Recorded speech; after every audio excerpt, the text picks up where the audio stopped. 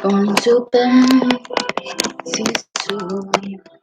Hello, everybody. Happy Tuesday afternoon. I wanted to kind of go back to something that I said that I would talk about a little bit more in a previous video, and that is, just basically the things that make me stay on the straight and narrow, that make me stay on track, that provide comfort to me. Words of wisdom that give me the strength and comfort to know that even though there's a lot of pressure, especially as we're approaching the elections, because the elections are kind of a time that people are who have everything at stake, and really for me what that means is sometimes what's at stake is, look, if we have somebody like Donald Trump in here, they might uncover like all the fraud we've committed, and then we'd be shamed, and then how could that happen to, so it's more like an ego thing for some people. But so I'd be careful with that. There's really no reason why anybody should make it a matter of life or death when people put their life in your hands and you're not a doctor, and they're not at the surgical table.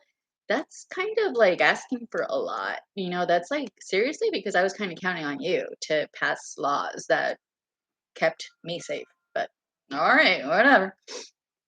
Um, Either way, if what they're trying to say is like indirectly, make it a matter of life or death. Like, well, yeah, that's kind of why I don't vote for certain people. So thank you. Anyhow, okay. So I wanted to start with reading Job chapter 24. It's kind of hot. It's hot. So I'm just like, anyway, it doesn't matter. So Job chapter 24. Why are not times set by the Almighty, and why do his friends not see his days?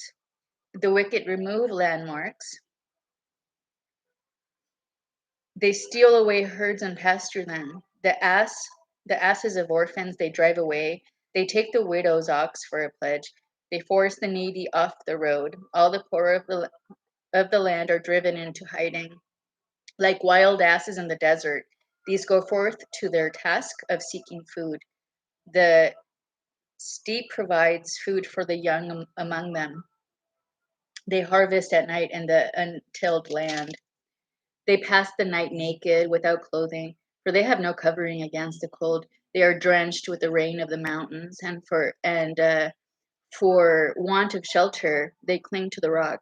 Between the rows, they press out the oil. They glean in the vineyard of the wicked.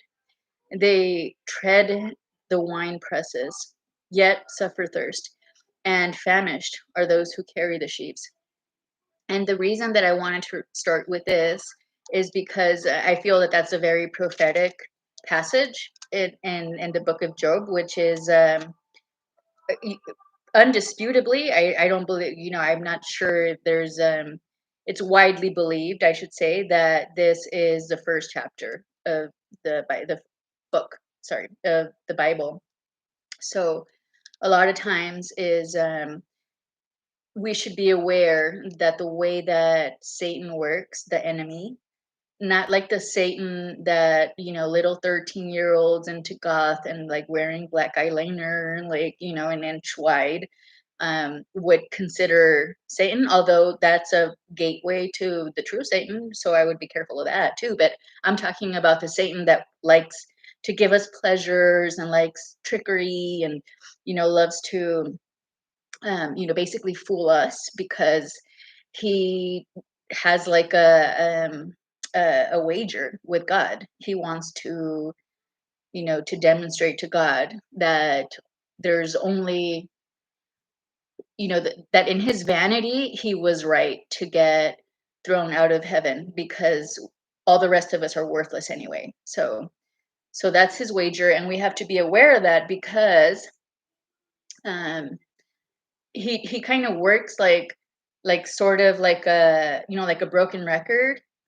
So he starts at the beginning, and then he kind of gets information from you on how you're going to react in certain situations, and then he kind of wants to like rearrange time, like rewrite time, and then wants to recreate it. And then there's people that are his instrument, like the instruments of Satan are people that are there to put you through that pressure and make you be a part of the cycle that becomes um you know what ends up destroying us all eventually. But you start taking other people's lives, in the same way that I feel, my life could be taken if I don't resist. So, and the way that I can resist is by keeping my faith, and that's really the only thing that has saved me. Is it's been my my little mustard seed of faith through very hard times is what will eventually grow into the biggest bushel of I don't know, I'm not really good with terminology sometimes, I'm sorry, but to the biggest bushel, I'll just leave it there. There's another word I'm looking for. um Okay, so I wanted to start there also because I thought the wicked remove landmarks, and I'm thinking like, oh my God, that's like so true of today with people that want to rewrite history, because these people have the advantage of how things have gone for 200 years, but this is their opportunity to start like erase everything, only to get here again eventually, but this time they want to be like the people in control. And they're wicked people. They're kind of disgusting, and it makes me want to um, really wish that God would just put an end to this shorter than later. Sooner than later, I should say. It's kind of like I don't want to share my world with these people, but it seems to me that that is becoming the weight of the United States government that comes down. I mean, there's like endless examples of this. There's, the January 6th thing with people going to prison for the smallest of things, but there's all these other riots and chaos and violence here, homelessness, people walking around and naked and that kind of thing. Like this is all written here in this passage, right? That this is Job chapter 24, 1 through 10. And in those, 10 verses, we see what's happening right now. And Job was probably like, holy cow, like okay, I mean, if that's what it's going to be like, then I get it, God. I've actually, I don't know if I read the whole thing, but I know a little bit about it. I know I read the very beginning of it, and Job is basically somebody that God is putting him through challenges. And he's somebody that's like basically not necessarily protesting. So I have another passage to read on his response. um so they go on like this. I don't know how it ends. Obviously, is Job ends up appreciating God, and he realizes that this life is finite, and this world is finite, but the life that God gives us is eternal. So chapter 27 is Job's reply, and it starts with verse 11 of chapter 27. I'm sorry, 14 with the oh, sorry, 1. There's an 11 there. That's weird. Okay, so I will teach you the manner of God's dealings, and the way of the Almighty I will not conceal. As God lives, who withholds my deserts, the Almighty, who has made bitter my soul. So long as I still have life in me, and the breath of God is in my nostrils, my lips shall not speak falsehood, nor my tongue utter deceit. Far be it from me to account you right. Till I die, I will not renounce my innocence. So basically, what Job is saying here is that as Satan is going back to heaven, and talking to God, because like they were already like friends before, and now he's just back here like trying to tempt us. He's telling, he's establishing his wager, and so God says you can do anything except for like actually harm him, like yeah, absolutely, like kill him. So and because God is really that confident in Job, and then and Job is, and it's true, because Job is like, well, sure, like all these tragedies are happening to me, but I don't, but I'm innocent, and I'm not going to give that up. I'm keeping my faith that I will be, I'll be vindicated, I'll be restored, I'll be made whole again, and nothing I'm not gonna sell my soul to Satan, basically. So his justice he will maintain and will not relinquish it. um then there's the inaccessibility of wisdom, chapter 28, which I also enjoy. So I guess I can read the first few verses and then end it with the last one. um so it says here, it starts, chapter 28, verse 1. There is indeed a mine for silver, and a place for gold which men refine. Iron is taken from the earth, and copper is melted out of stone. The earth, though out of it comes forth bread, is in fiery upheaval underneath. Its stones are the source of sapphires, and there is gold in its dust. But whence can wisdom be obtained, and where is the place of understanding? Man knows nothing to equal it, nor is it to be had in the land of the living. Solid gold cannot purchase it, nor can its price be paid with silver. It cannot be bought with gold or ophir, with the precious onyx or sapphire. Gold and crystal cannot equal it, nor can golden vessels reach its worth. Neither coral nor jasper should be thought of. It surpasses pearls and Arabian topaz. And it ends with saying that, behold, the fear of the Lord is wisdom, and avoiding evil is understanding. So that's important, because it shows us that wisdom is really more important, knowing that when we're tempted, and this is something that I tell my kids when things get tough, and we're like really being like persecuted by people that are basically in the clenches of the enemy, of Satan, and all they need is to drag more people down. Again, people in misery want to make anybody else miserable. That, like, sort of like, that is their vindication. And it means something completely different. So, and I'll get into this later, but with politics and that, and I should make a note because I forget, like terminology and that kind of thing. Like, people are using the same words now, so everything is kind of like distorted and warped. And so it's kind of important to to have your values straight, and know what is what, and make the truth of things. I don't know where my pen is. Where's my pen?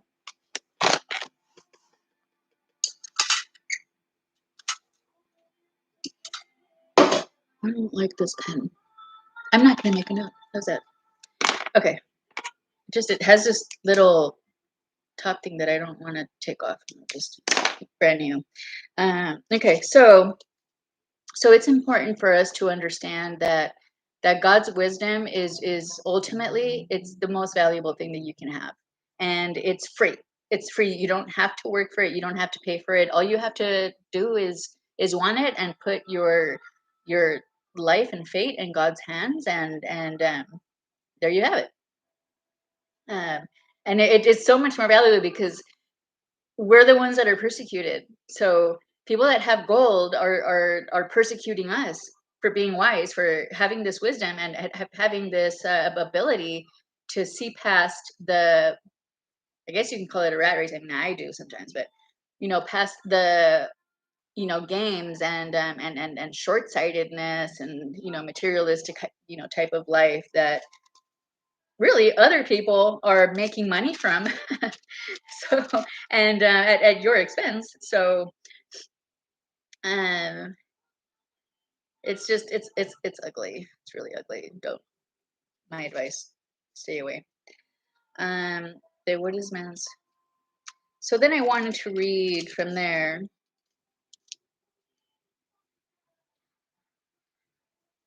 There's a these next few chapters are really good about Job, but I don't really, to subvert my paths, I mean, he's just basically saying,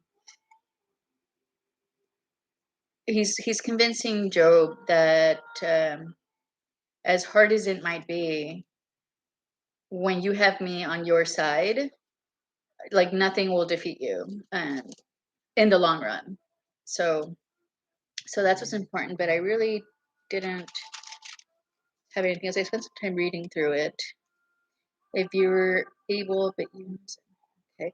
Then again in the next few chapters after that, he talks about his his power and how he created the universe and the world, and puts Job in awe. Like, you're so right. Like, how did you create this? There's a really good YouTube video that I can't find where science proves the verses in the Bible. So I'm actually earlier today I was thinking how, because actually, like, wow, I just connected two ideas. How about that? I guess my neurons are still semi there. Um, yeah, but speaking of people using the same language to to argue for an entirely different, for like as the same premise for something completely like a different result, is why Jesus used parables. And I just thought, like, yeah, that's why Jesus used parables instead, because he doesn't want to. Um, he knows about this time. Jesus knew about this time. So people think like, oh, he was ahead of his time. He was so modern, and he was like, no, he was God. He was God. But sometimes, like, people that are like on the edge of atheism will say like, oh, he was just like this like prophet, modern, like, the Islam would have him that way. He was God. He just knew, like, guys, this is what's coming. Take your pens and paper out and make some notes, put it in the Bible. And so um all right, so then the next thing, oh, here's my pen. I was marking. Okay, so I didn't need to make a note. Thank you, Lord. Actually, God says that, don't worry about what you have to say, because at the moment of tribulation and persecution, I will put the words that you have to say in your mouth. And I have to, keep believing that. And I do, and I will. So, okay. So in Revelation 3, we hear about the whore. The whore is like a real, um it's a real thing. The thing. Um so it's people are just gonna fall into the side of the whore. And here's what Revelation 3 has to say about that. But before I actually read this, I also wanted to say that um the reason, the God forbidden reason why conservatives are so bad, we're so threatening, and the evil ones, is because of what I just finished reading in the book of Job. Is because we think that we need to be people that love a God that is not materialistic, and that like provides this afterlife for us, that it's not just living here, and that we don't have to sell or like sell out to a political party or a political agenda or a person that is pushing an evil political agenda, which I've read that times will come. Wonder when that'll be. um and I feel like, wow, like, this is why I'm being, hey man, here's my throat. Drag me to the guillotine. And I really, I I'd have nobody to fear but God. And that is what wisdom is, by the way. So I just wanted to get that out there. So trust me. I mean, this is like, if these people, if these persecutors weren't threatened by the only thing that's going to be stopping them, um namely most conservatives, people that are believers in that, and that we are, um created by God, where we believe in a 7,000 year period. We believe that he lo- that God, our Creator, loves us, and that we should love Him back, and that if we don't, we should fear Him because it's the right thing to do. It's the right, it's something that I guess I should be able to articulate a little bit better, but I don't want to sound like I'm selling something. So I would rather not. And then I just stop and let people kind of make their own decisions. But again, I think that point is valid. Is to think about why I would be persecuted um, between me and somebody that, for example, is like the opposite of that. And I stick to my choice. I stick to my guns. I hold my ground. That is perfectly fine. I'm not losing ground. No. Um, you can try and recreate time all you want and take us back in the time machine and back all you want and go back and forth. But there's people that are going to stay on track, on the straight and narrow, and there's just going to be some, nothing you can do about it. And you're going to have to come to terms with it. So, and if you don't, then you're the one that's going to be at a loss, to be very frank. Okay. So, Revelation 3. This is in this section where there's letters to the various churches, and this one is the letter to Thyatira, which is not Laodicea. Laodicea, Laodicea, I think, which actually speaks about being lukewarm. So that's another video. But to Thyatira starts with chapter 2, verse 18. To the angel of the church of Thyatira, write this: the Son of God, whose eyes are like a fiery flame, and whose feet are like polished brass, says this: I know your works, your love, faith, service, and endurance, and that your last works are greater than the first. Yet I hold this against you, that you tolerate the woman Jezebel, who calls herself a prophetess, who teaches and misleads my servants to play the harlot and to eat food sacrificed to idols. I have given her time to repent, but she refuses to repent of her harlotry. So I will cast her on a sick bed and plunge those who commit adultery with her into intense suffering, unless they repent of their works. I will also put her children to death. Thus shall all the churches come to know that I am the searcher of hearts and minds, and that I will give each of you what your works deserve.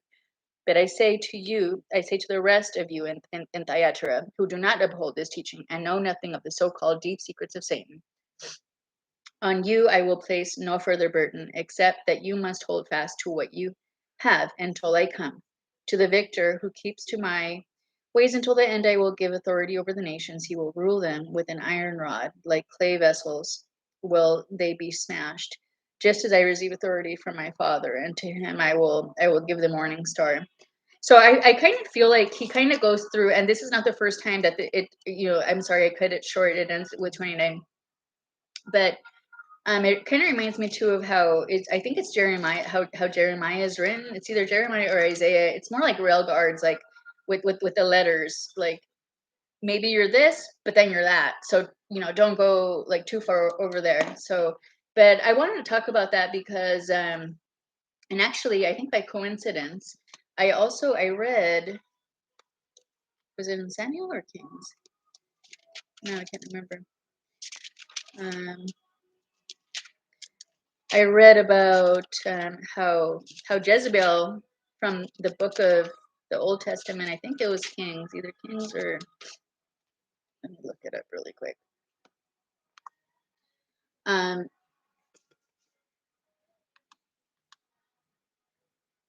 I mean, I don't necessarily.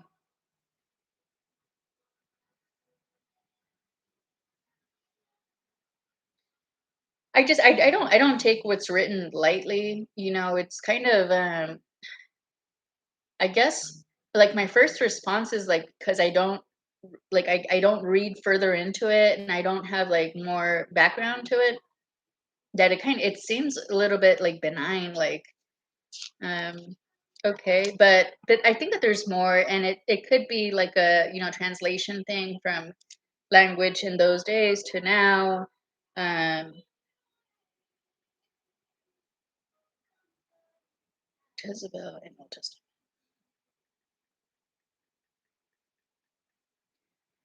But there's something to be said because it's mentioned in the Old Testament, which actually, I was reading this. I thought, oh yeah, I read this earlier. Um,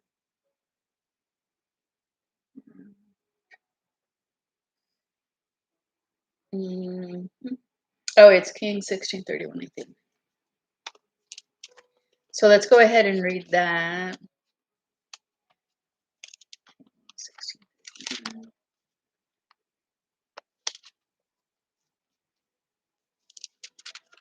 Kings 16:31,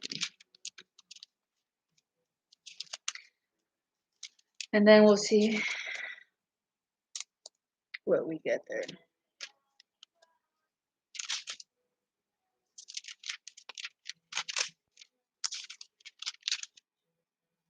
No, it's not the one I was looking for. Sorry. Just really quick, let me find it.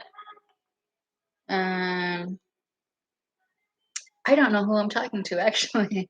I'm talking to me. How's that? I'm the only person that watches my videos later, so it's like, oh yeah, it's my little private Bible, like very private Bible study. Mhm.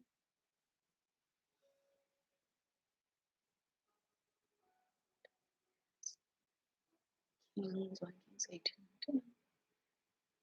Is it 1890? Okay, so mm,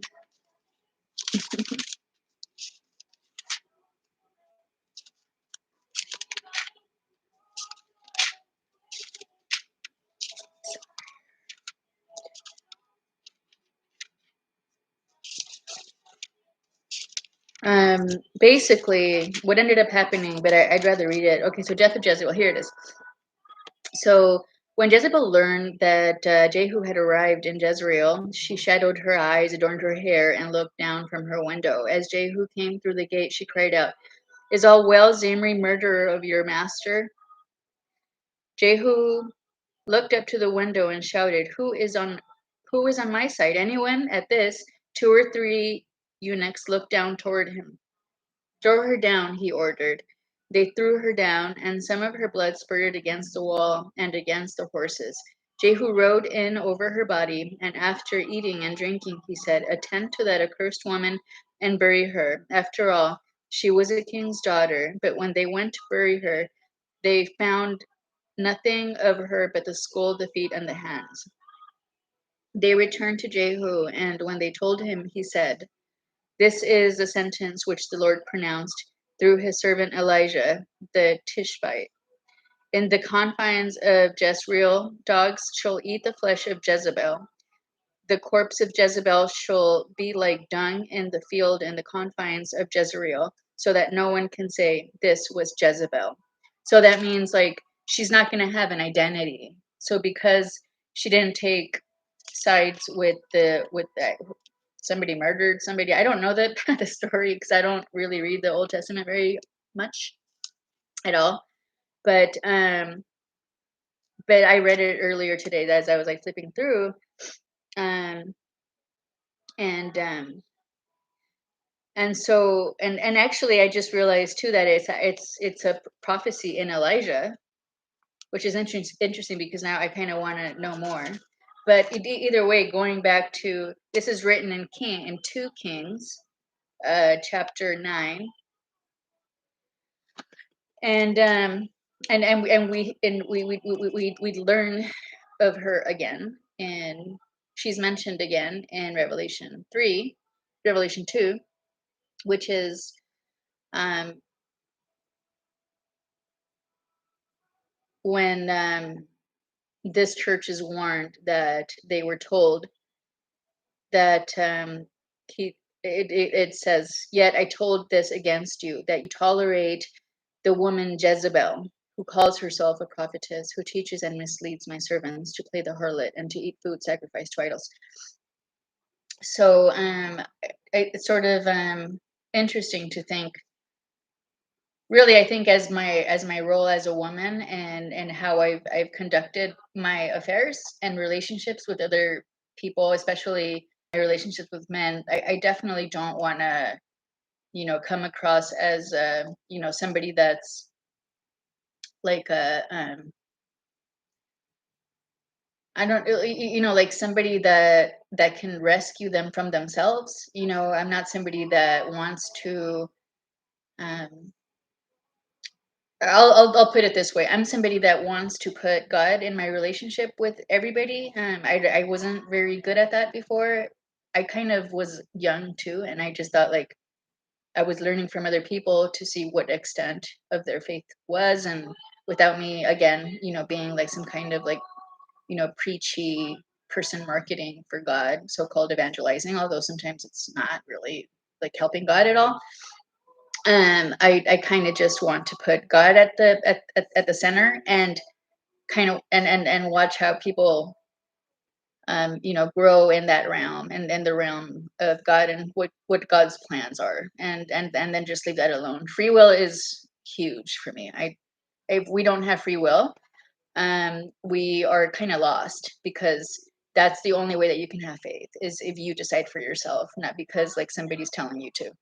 um and that's the only way to have a true relationship with God. So that's kind of my position on that. But um